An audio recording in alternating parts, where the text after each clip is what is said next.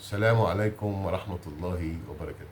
يا مدحت يا شلبي يا شلبوكة، والله بحبك وبعزك وسنين، يعني بتابعك من أيام مودرن سبورت وقبل كده، ودمك خفيف وليك حضور ولذيذ.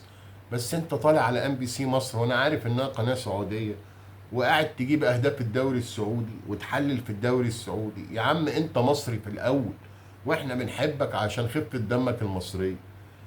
حلل الماتشات المصريه وحلل ماتشات الزمالك والاهلي والدوري المصري.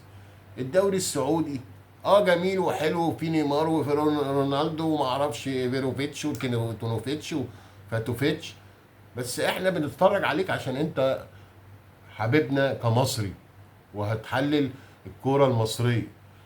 الكرة السعودية فوق راسنا من فوق، ودوري جميل وحلو، بس ليهم 100,000 قناة يحللوا فيها بقى ويشوفوا الاجوان وبتاع. عايزين نشوفك تركز على الكرة المصرية عشان انت في الاول والاخر مصري يا شلبوك. ويعني البرنامج بتاعك خفيف ولطيف وكل حاجة، وثلاث مرات في الاسبوع، بس ما تحطلناش بقى الكرة السعودية فيه والاجوان وكده ونحلل وكده. عايزينك ايه؟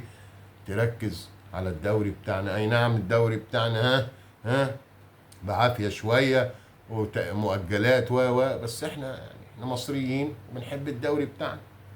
فيا ريت يا شلبوكة تركز على الكرة المصرية وسيبك من الكرة السعودية. اي نعم الدنانير حلوة هناك والريالات وكده، مفيش مشكلة، بس هم ليهم برامجهم كتير وقنوات كتير قوي يحللوا الكرة بتاعتهم بقى. أعزائي المشاهدين، شكرا لحسن المتابعة ونشوفكم دايما على خير. ميرسي.